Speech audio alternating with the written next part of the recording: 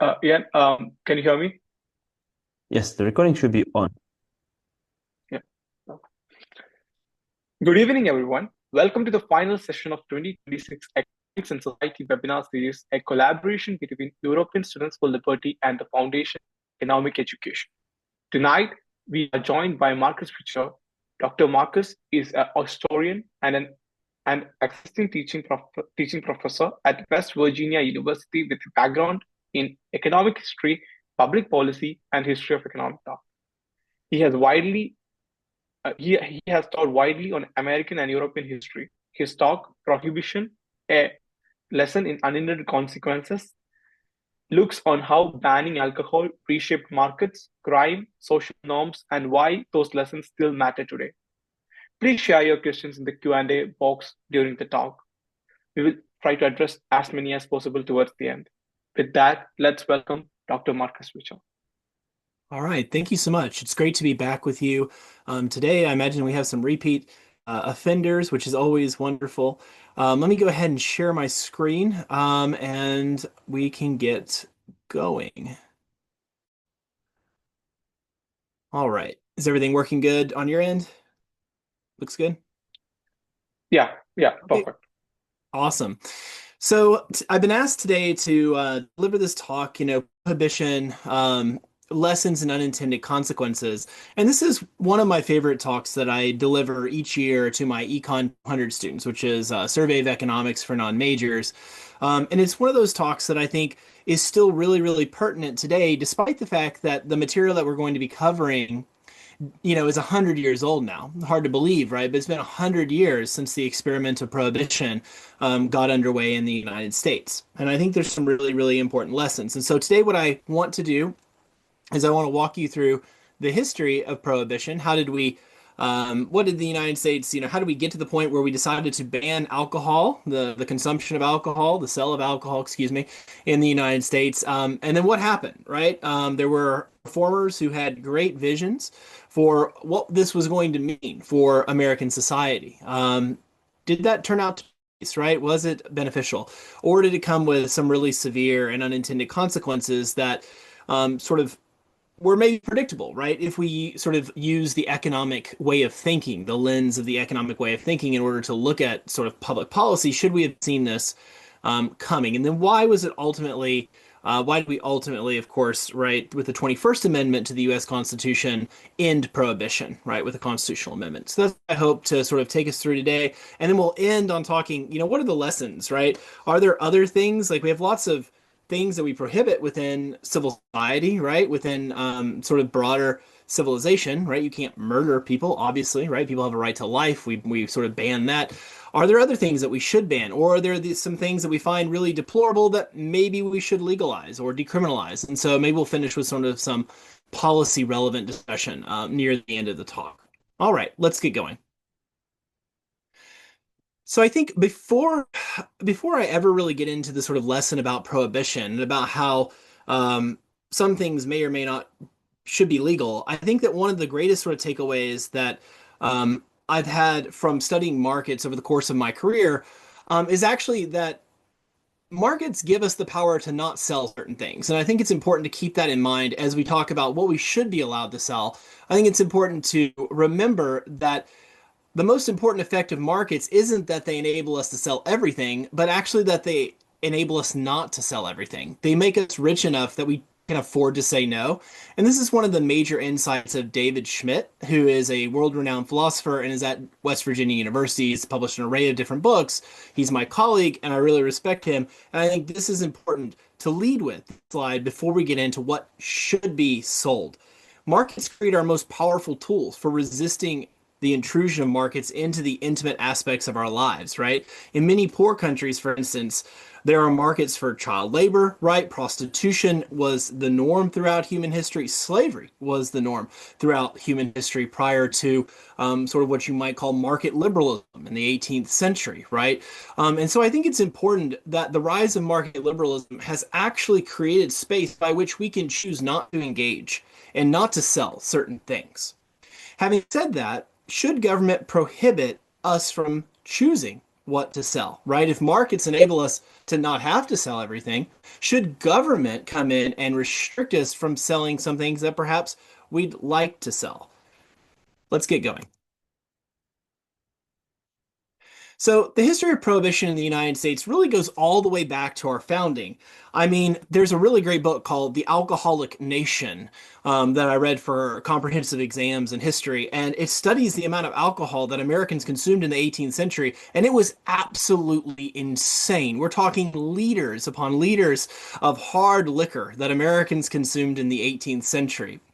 And so from our very sort of origins as sort of British colonies, there were questions about whether or not the state or whether or not the colonial government should step in and sort of prohibit or sort of force Americans to be more virtuous in their consumption of alcohol. And so that question had been with us since the origins of sort of the American colonies, and the sort of founders grappled with this question as well, ultimately erring on the side of individual liberty and freedom, at least initially, right? But over time, this sort of reformers, moral reformers, if you will, in the 19th century, in the early 1800s, began to really advocate the banning of alcohol. One of the major voluntary associations that came about to try and advocate this was the Women's Christian Temperance Union. And these organizations, right, were exercising their freedom of speech, freedom of assembly, their ability to sort of advocate for certain policies, lobbied state legislatures to really try and restrict the consumption, the sale of alcohol.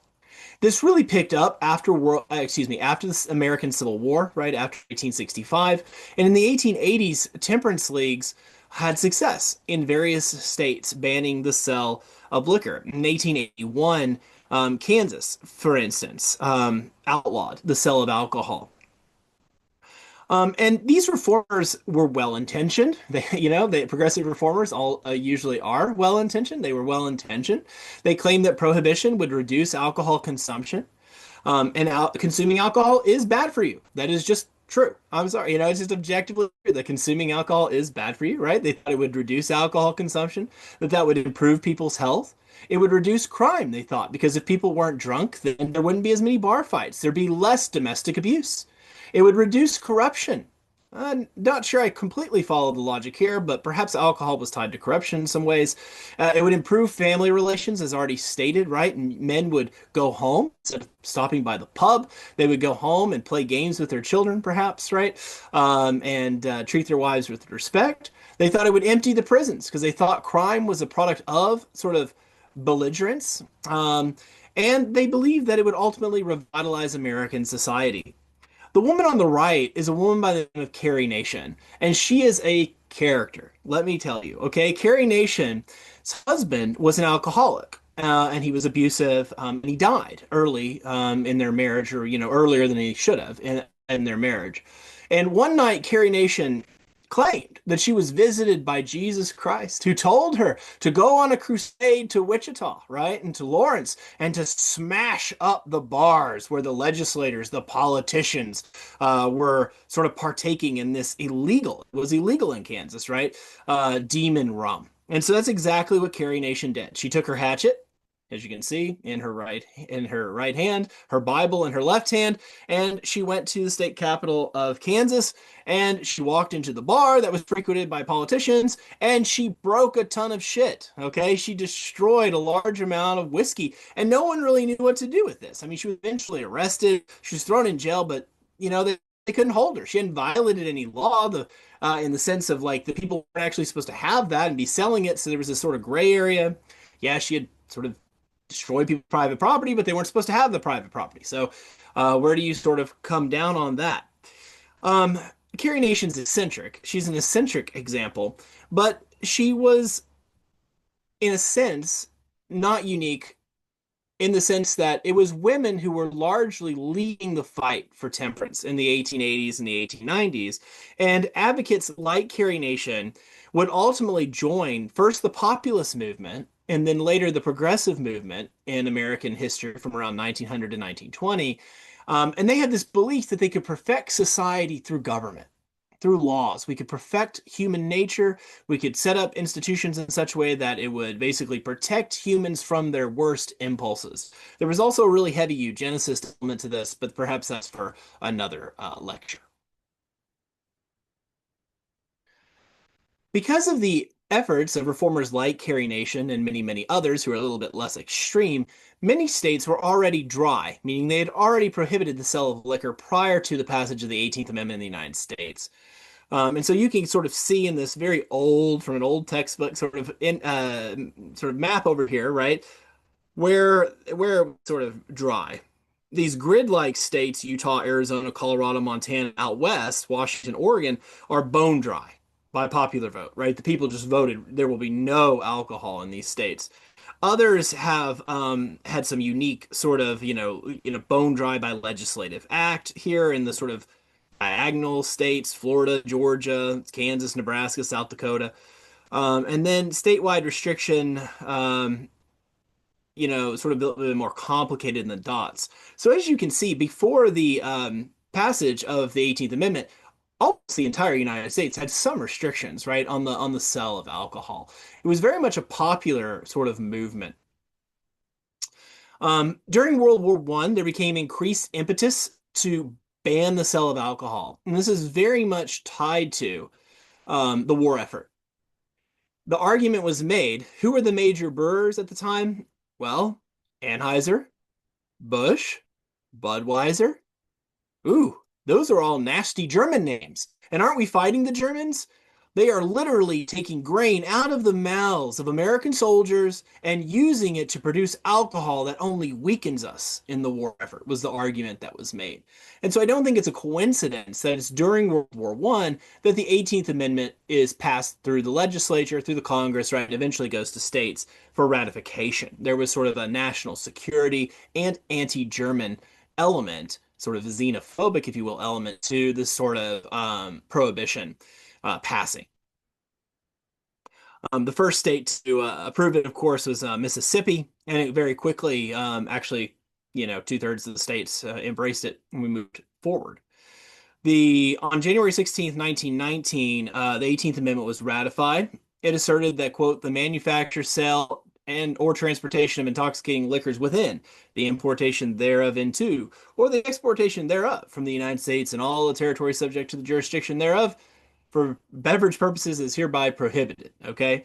The Volstead Act was passed just a little bit later as an enforcement mechanism, right? How do you actually enforce this? And so starting in 1919, the United States has a constitutional amendment that is illegal to sell liquor, okay? Illegal to sell liquor. It is not illegal to consume liquor, which is found out when Warren G. Harding, who was an infamous drinker, moved into the White House and brought with him probably 300 or 400 bottles of whiskey. Okay, Harding is going to drink his whiskey, play his cards, and smoke his cigars. There's actually nothing illegal about that. Perhaps it's a sort of bad sort of symbol, if you will, right, for the president to be drinking large amounts of alcohol. It'll catch up with him 3 years later when he dies prematurely and Calvin Coolidge becomes president. But nonetheless, it's not illegal to consume liquor, but it is illegal to sell liquor. So what were the arguments for prohibition? Well, reformers argued that banning alcohol would reduce crime and corruption, as we've already said, solve social problems, reduce the tax burden created by prisons and poorhouses, and improve the health and hygiene in America. Billy Sunday, who was a famed American evangelist, made fantastic predictions that banning so-called demon rum would cure disease and improve all aspects of society. And I really like this quote over on the right. The reign of tears is over. The slums will soon be only a memory. We will turn our prisons into factories and our jails into storehouses and cribs. Men will walk upright, women will smile, and the children will laugh. Hell will forever be for rent.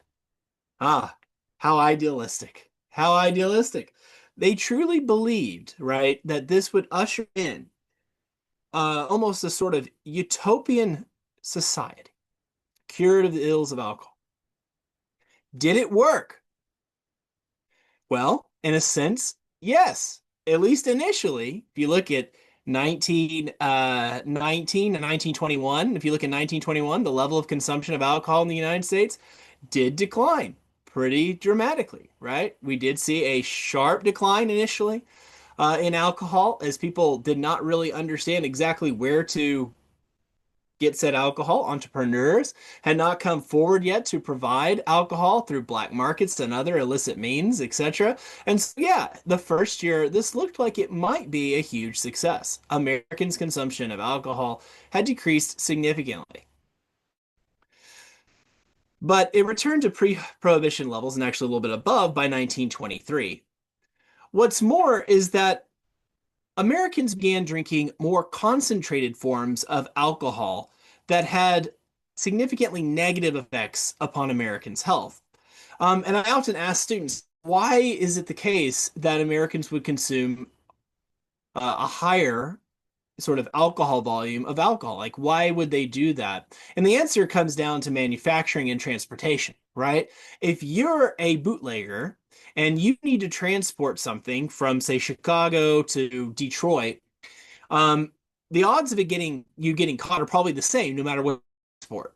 And so if you want to make the biggest if you want the biggest bang, the biggest profit for your trip per your risk, then what you're going to do is you're going to concentrate the alcohol as much as you possibly can. And so instead of shipping wine or beer, bootleggers oftentimes shipped really hard alcohol, around 90 proof to 100 proof, even upwards of 100 proof, right? If anybody's had a good bottled and bond, right? Bourbon, this is good concentrated stuff that is extremely efficient in terms of what it can produce, outcomes it can produce.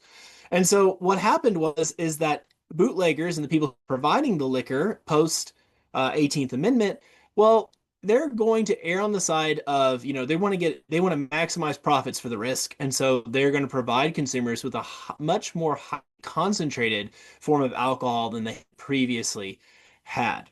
Another thing that almost immediately emerged was, of course, people brewing their own booze, right? This had always been a thing in the United States. I mean, the United States has a long history of smuggling and, people who are, violating the law, moonshiners. But moonshining reached a huge level during the 1920s. And the problem with moonshining, right, is you don't have any sort of quality control and you don't know exactly, right, what you're getting in terms of like, hey, my buddy brewed this. Okay, cool. I guess I'll try it. Let's do it. Oh, damn. I don't feel very well. Well, okay, maybe it's because what you're drinking is the equivalent to Everclear, okay? And you're drinking it in large quantities. And so moonshine here, which oftentimes was very concentrated, also probably affected and contributed to the number of Americans who died from alcohol poisoning, which increased significantly from about 1,000 in 1920 to over 4,000 in 1925. Okay, so 4 times the number of Americans died of alcohol poisoning than had died of alcohol poisoning prior to Prohibition. So there were some pretty significant unintended consequences. The increased potency of alcohol was just one, right, of these. And this kind of comes down to what is known as the iron law of prohibition. When government prohibits alcohol or other drugs, those drugs will become more potent. They will have greater variability in potency. They will be adulterated with unknown or dangerous substances. Just think about like today, what sort of, your cocaine's cut with, etc., right? Not that you do cocaine, but you get my point. Okay. Sort of, it will also be produced and consumed under sort of irregular means, meaning it won't face normal market constraints. Okay. It's not going to face normal market constraints that you would face if it was simply legalized. And by the way, in the 1920s, you could go to some place like Walgreens and get cocaine.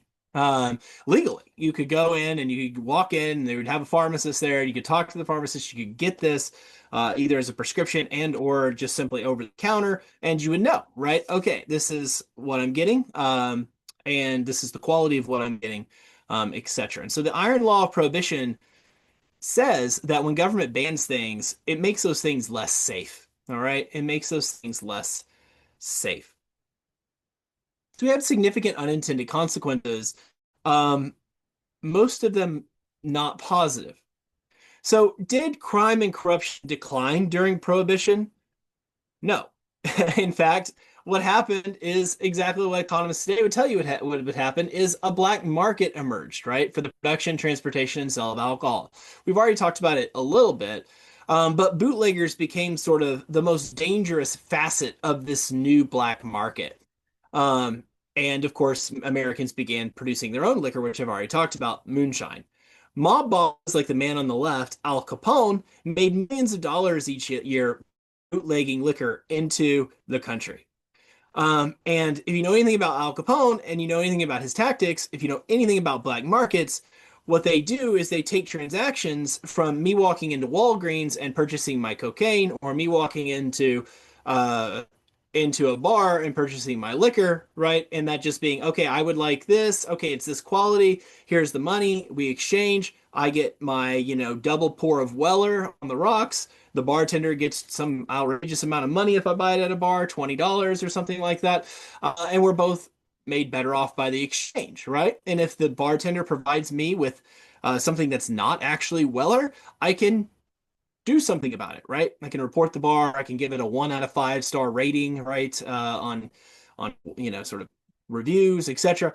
There are no market processes. Go to the police. I can go to the authorities, right? My contract's been violated.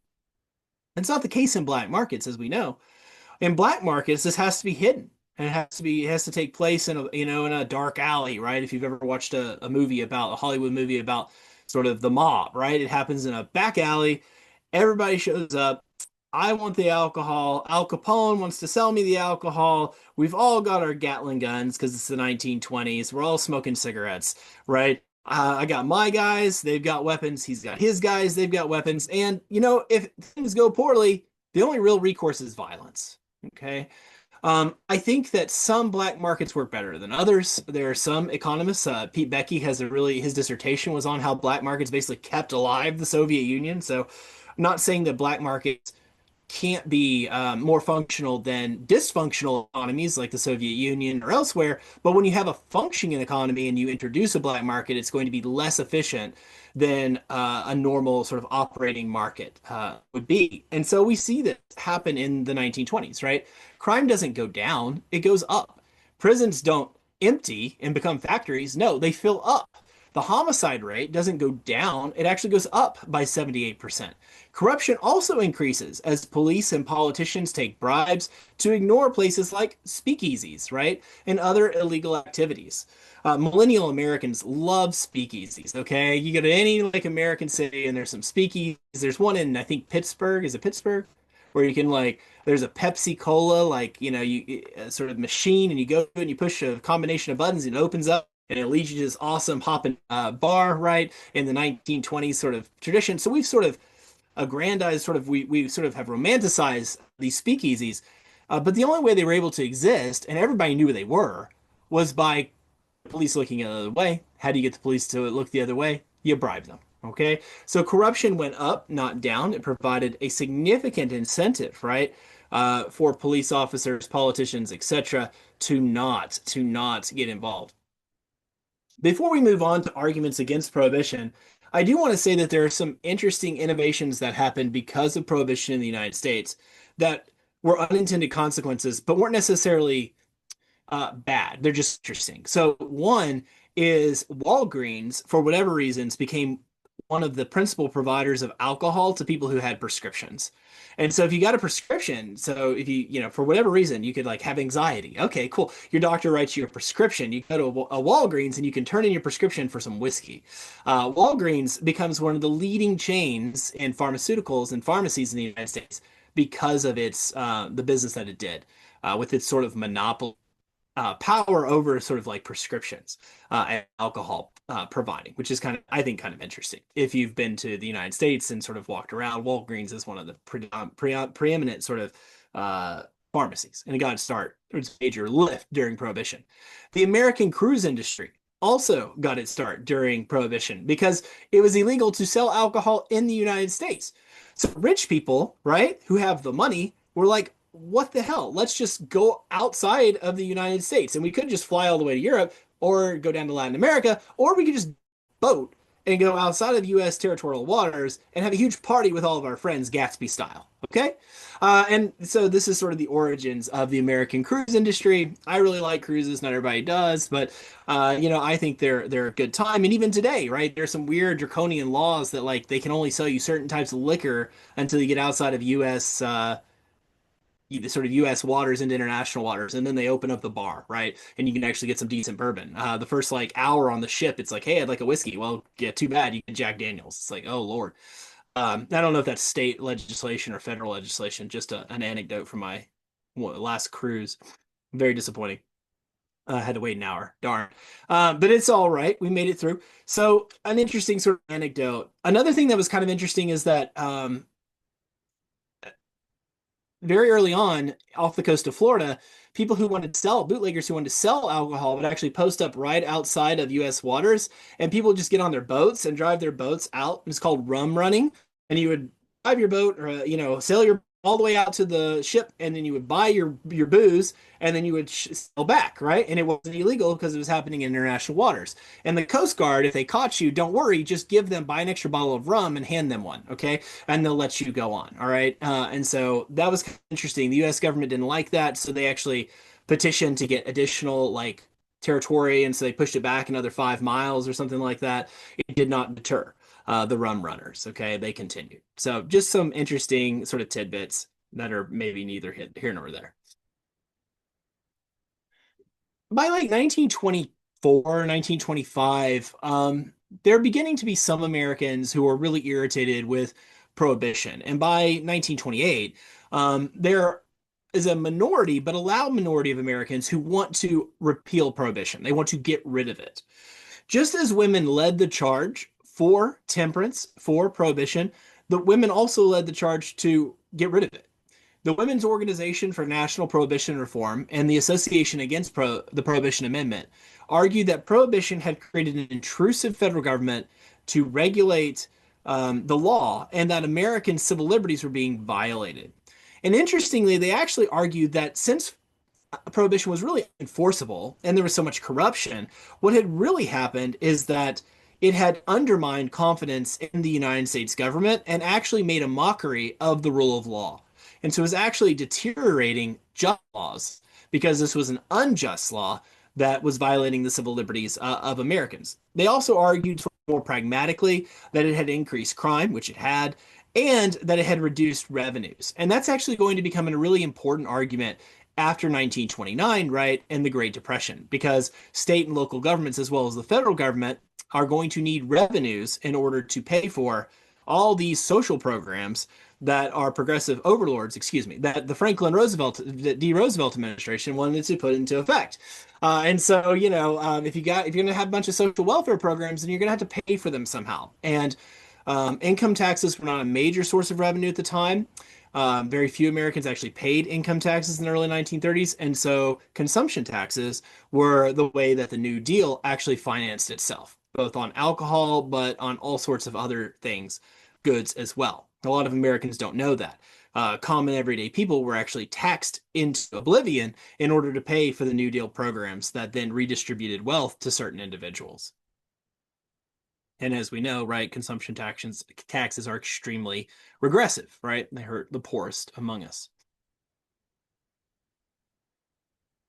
So what are the sort of takeaways from Prohibition? Ultimately, those who wanted to repeal Prohibition succeeded, right? On December 5th, 1933, the 21st Amendment went into effect. It ended. It eliminated the 18th Amendment. It ended Prohibition. That year is really important, right? 1933, Franklin Delano Roosevelt had come into office, and Roosevelt's going to take a pragmatic approach. He wants the revenue from alcohol, right, in order to help fund his social welfare programs and the New Deal. So what are the takeaways from this lesson on prohibition? Well, when making public policy, legislators need to be aware of the unintended consequences of the legislation. You have to think, right? This is a sort of insight from Frederick Bastiat, right? The 19th century French economist who says, listen, you have to take into account, journalist / economist, you have to take into account not only the seen effect, but the unseen, right? Unfortunately, not very many of our politicians here in the United States think a lot about the unseen effects of potential legislation. But it's really, really important, right? I try to emphasize this with my Econ 200 students, who are usually freshmen and sophomores, is like when you vote for something, you need to think a little bit ahead, right? What is the potential unintended consequences? Two, people respond to incentives. And when government attempts to implement prohibition, black markets emerge, okay? Do we really think people are going to quit drinking? Is that something people are going to willingly give up? Um, Turned out no. That wasn't something people were willing to give up. And if people aren't willing to give it up, right, then there's going to be an opportunity for profits to be made, and someone will step into the void and provide the good or service, right, and make those profits. Especially if it's an extremely profitable venture, as the bootlegging of alcohol was. Three, these black markets are more dangerous than legal exchange, and the products sold tend to be more dangerous than what would exist in the normal marketplace. That's what prohibition teaches us. It did not lead to fewer deaths. It led to more deaths. It led to more potent alcohol, right? And so if we don't want people dying of drug overdoses, then we might consider legalizing certain drugs to allow the usage of those drugs, right? Um, Regardless, by the way, of whether or not we think using drugs or drinking alcohol is actually a good idea, right? Earlier in the talk, I said, listen, alcohol is harmful to your health. It just is, right? Snorting cocaine, probably harmful to your health. Yourself doesn't necessarily mean that it should be prohibited by the government, right? Because there could be massive unintended consequences that come along with that. So I always like ending with this slide with my Econ 200 students, because they're generally like, yeah, alcohol should be legal. They all, no, not all of them. Fewer and fewer Gen Z students actually drink today. There's been a big shift in the United States, but most of them are fine with alcohol being legal. That's not really all that edgy. But man, when this slide comes up, people get a little bit nervous. Okay, they start sort of squirming in their seats.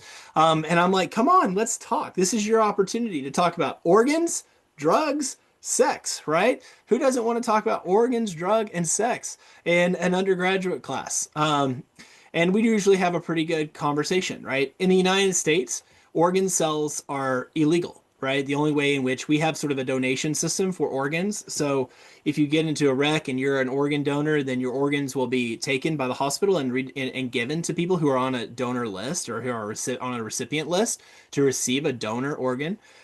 That's actually not a very efficient system. People die every year. Thousands and thousands of people die every year in the United States because they don't have access to organs. And so I always try to push students and say, should there be some type of market for organs? It doesn't have to be an unregulated, completely free market for organs, okay? It could be something along the lines where when you die, you're allowed to sell your organs to the hospital for a certain amount of money, and that money is then passed on to your children or to your spouse, right? So would more Americans, we already said people respond to incentives. Would more Americans donate organs sell their organs, right? If they were getting compensated for it? Yeah, I have no use of my organs. I don't think I'm going to be resurrected on Earth and I'm going to walk around with, and I'm going to need my organs again. Okay. So like, yeah, I would probably be like, fine, take my organs. The market would determine how much money the person got and maybe the quality of the organs. Once again, this would be done in hospitals by professionals, and it would probably be pretty heavily regulated. But it would address, right? It would address our organ shortage. And so I agree with Milton Friedman that anything that moves us towards liberty is something we should potentially explore, even if maybe my anarcho-capitalist friends would be unsatisfied with that arrangement. I think that that arrangement would lead to getting rid of the scarcity.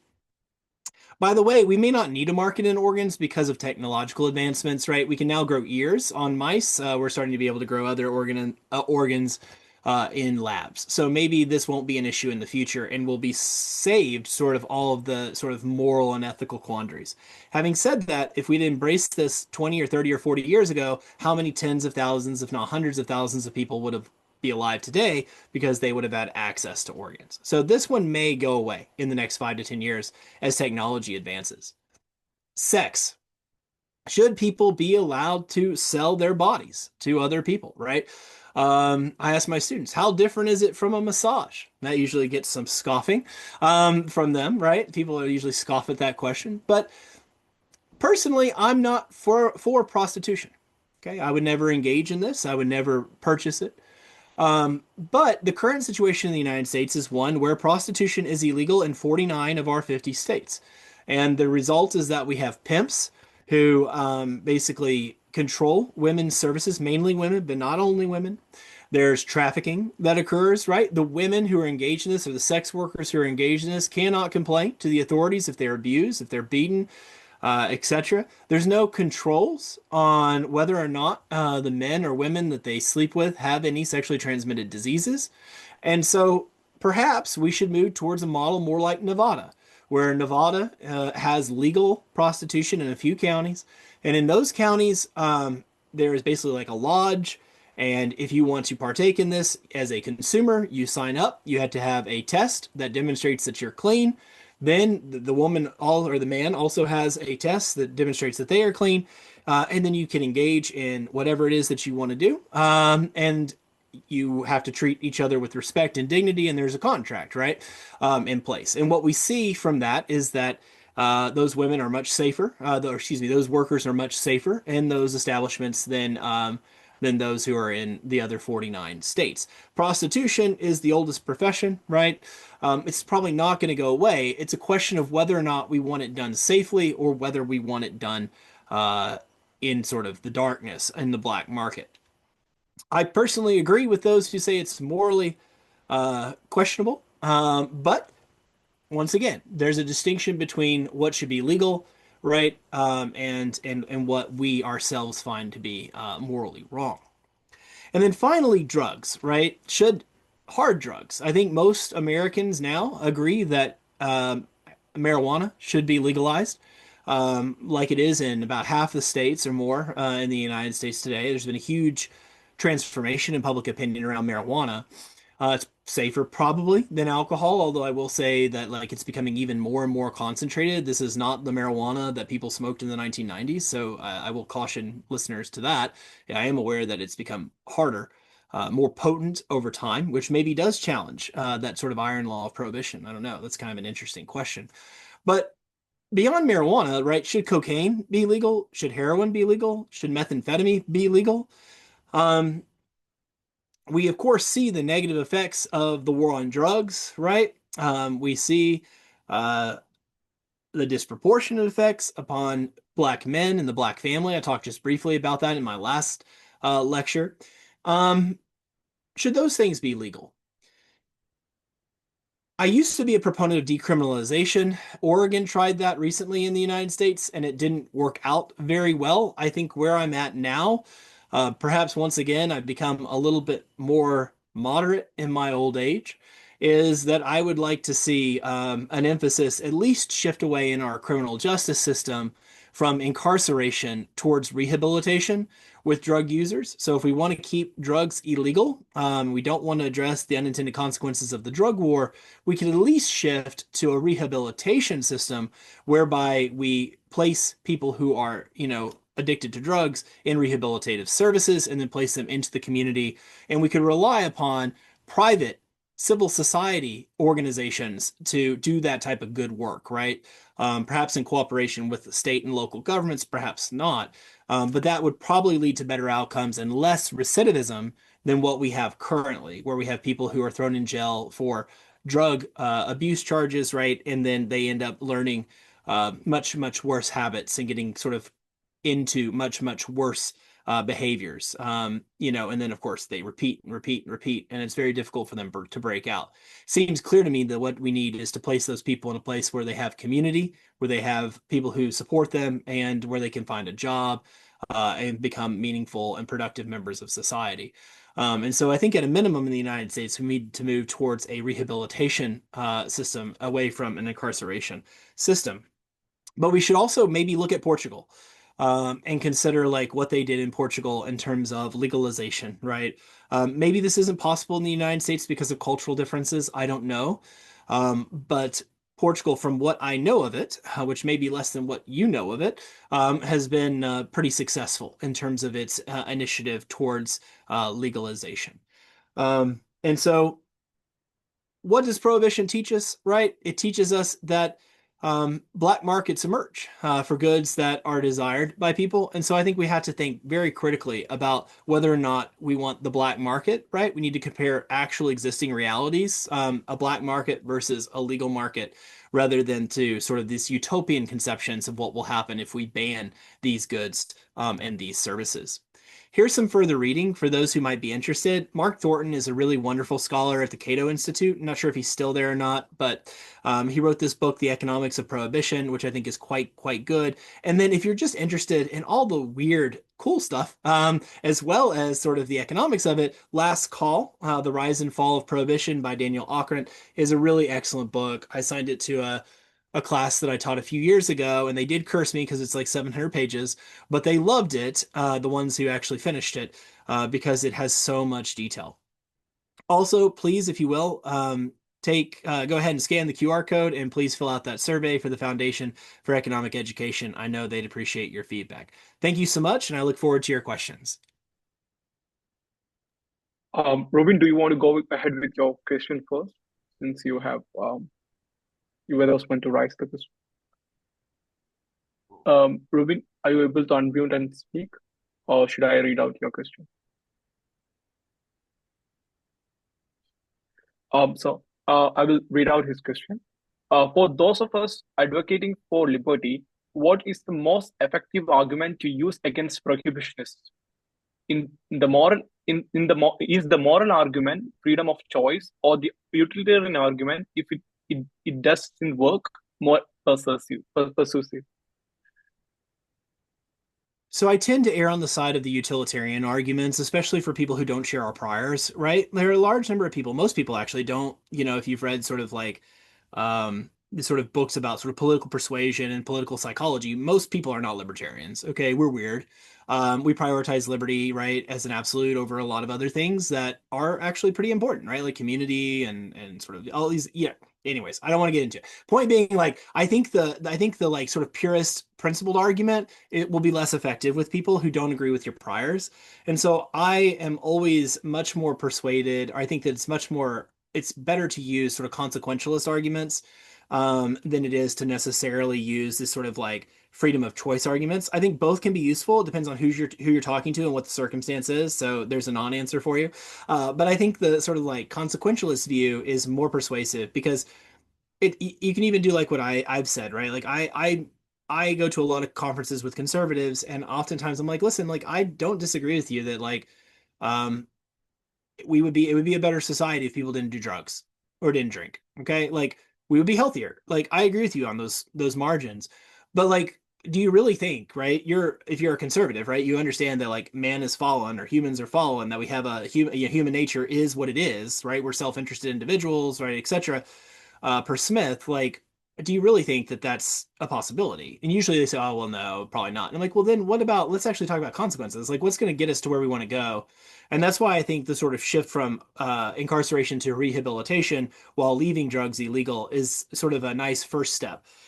If we're actually focused on solving the problem, right? I understand the arguments for and have made the arguments for complete, right, sort of rescinding of drug laws and restrictions. But I think the consequentialist argument generally resonates more with people who don't share our priors. Sometimes the consequences also cross border. For example, when male chick culling was banned in Germany, those under quality meat got exported to Africa, and there was a health crisis based on that, like in Africa. So like, I mean, sometimes the moral arguments within certain geographies are limited to certain geographies, and then they do very bad things to other societies. For the examples of like when emission bans were brought in, then highly polluting devices or used gadgets were like heavily shipped into developing countries, and then there was more highly like toxic chemicals being released in the shores there. So, do you have similar things to share, like or like do you think this is something like questions the moral side of people advocating for prohibition, like with a limited context, without thinking. I mean, these are most like you were also mentioning during your talk, like most vulnerable people are the most affected people, and rich often also get away with the prohibition through different means because they have the means to violate it. So, and what is your Yeah. take on that? Yeah, I think that this is maybe something that can work really well when you're talking to progressives. So that your emissions sort of example, I think, is a great like example to use with when you're talking to progressives, right? Like we thought this, or you thought this, progressives thought that this ban would be a positive thing, but look at all these unintended consequences, right, that come about because of it. And I think the thing that comes to mind immediately is sort of prohibitionists on certain types of goods from certain places. So some progressives argue that we should not buy Nike, for example, because Nike uses sweatshops in so-called sweatshops, right, abroad.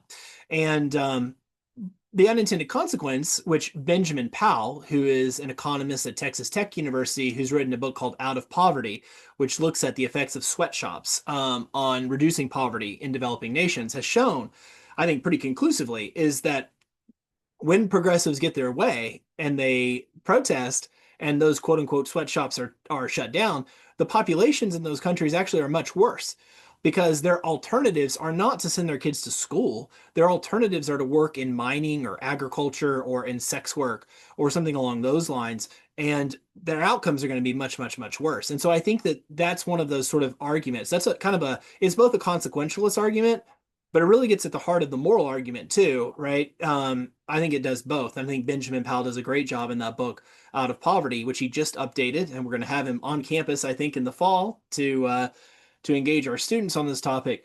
It shows, right, that I think a lot of the assumptions of prohibitionists are wrong, and if you can demonstrate to them that those assumptions are wrong, sometimes they'll change their minds, right, about like the outcomes because they care deeply about justice and they care deeply about inequality and they care deeply about poverty. They really do. They just don't. They just don't understand the economic way of thinking, I would argue, and don't take into account the unintended consequences. So I think in that sense, you could say, listen, we want the same thing, right? We want these people to be lifted out of poverty. Let me show you what happened in South Korea. Let me show you what happened in Hong Kong. Let me show you what happened in Singapore, right? Look at these Asian tigers, right? Look at what they were able to accomplish. If you had had your way, would they have ever developed the way that they have? No, probably not, right? And that's hard to grasp, right, for somebody who's really, really empathetic, that it might take a generation of people working in really bad conditions in order to, right, for the economy and for the society to develop to such a point where their kids can go to school. But we did that here in the quote unquote West, okay, right? And it took a lot longer than it's taking developing countries today. Like go to Liverpool in like 1820, okay? It's pretty bad for like 40, 50 years, all right? Like gradually improving. Don't get me wrong, I'm a big fan of industrialization, but first phase industrialization in places like Britain, right, took much longer than what developing countries are facing today. And so while it's may be kind of like empathetic, may pull at us to progressives to accept that, I do think what you're getting at here is really important and can be effective with certain groups of people. We have another question from one of the participants. As much as national order is concerned, aren't some prohibitions good for the society? Let me just add one more question to that. Like, I was also wondering, as you were mentioning, there were some positive unintended consequences to the alcohol ban, like the like rise of the cruising industry. Like, how do we quantify this, like the positive versus the negative consequences of like unintended consequences of a policy action? Were there any studies conducted on that from history, and like how interesting is that exploration? Thank you. Yeah, so these are interesting questions. So as far, I'll take the second one first. Just because, Walgreens emerged out of that, right? Like I think some other pharmaceutical company would have like provided the service, right? Like it's a seen versus unseen kind of thing. It's just kind of an interesting historical factoid. Cruise industry probably would have emerged as well, right? It just would have been slightly different. So I don't think just because it happened this way in history, right, and it was tied to prohibition, means necessarily that it wouldn't have happened otherwise. It's kind of like people who argue that we needed World War II in order to get certain scientific advancements. We would have had other scientific advancements, so we don't know what they would have been, right? And maybe they would have been less deadly, right? It's difficult to like know. And so I don't find that, like I wouldn't embrace, I think the negative way outweighs the benefit, right? In both cases, in prohibition and global war, right? Way outweighs the benefit of any innovations that come about because of those things.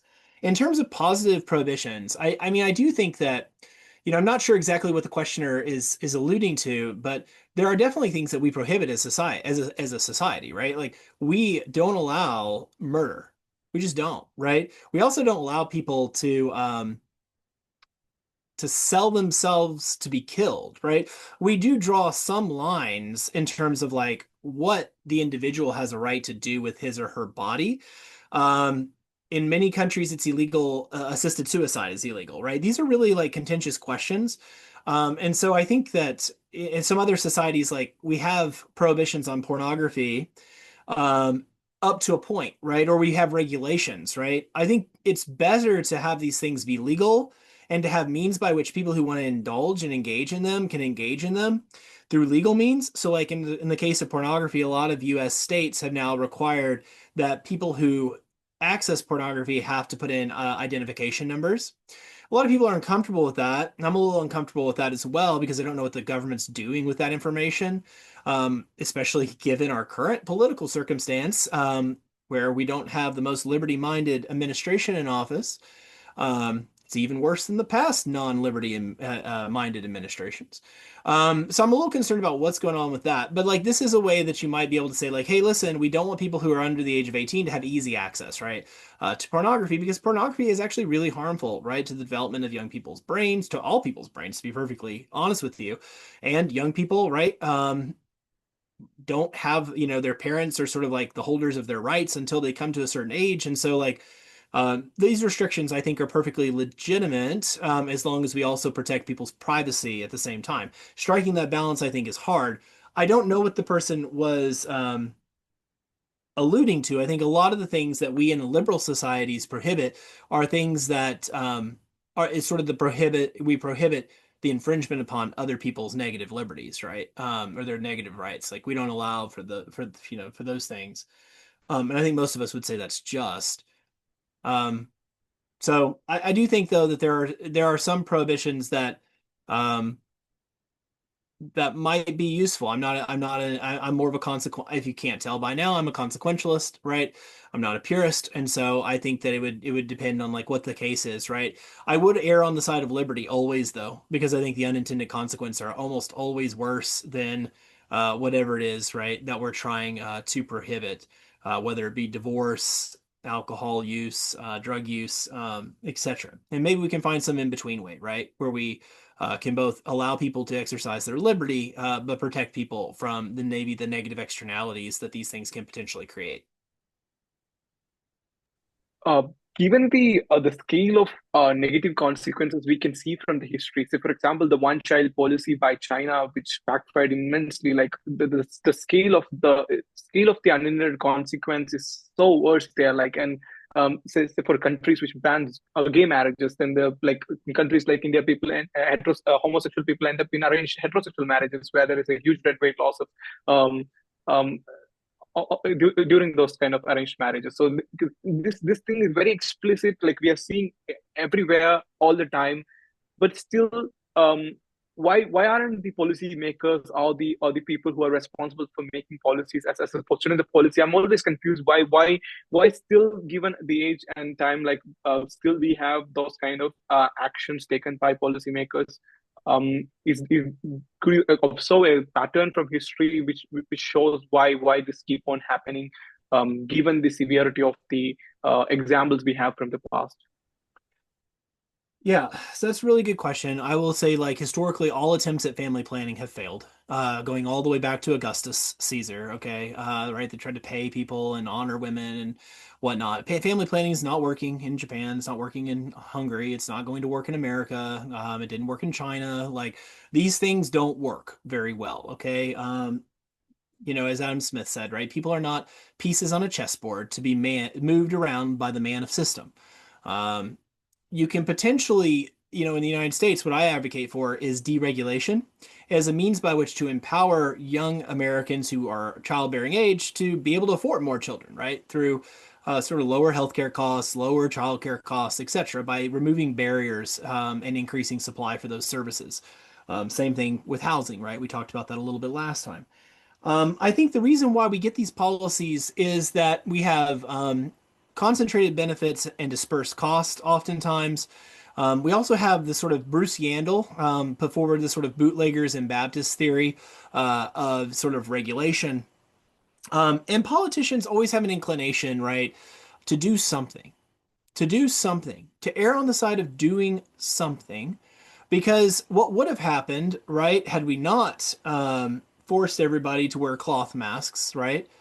Nobody will ever know what would have happened, right? But I'm taking action. I'm seen taking action, right? Um, to be clear, I think COVID was very, very serious. I am not one of these individuals who thinks that we should have done nothing, right? But the reality is that you needed a much better mask than that. You need an N95. Is it N95, right? Something very significantly better in quality to significantly reduce like transmission. But we wanted to do something. We wanted to feel like we were doing something. So in the United States, we put like little dots in the supermarket and you had to stand 6 feet away from each other, right? Like, okay, does the virus suddenly stop spreading at 6 feet? I don't know, right? But they were seen doing something. And it's important for politicians to be seen doing something.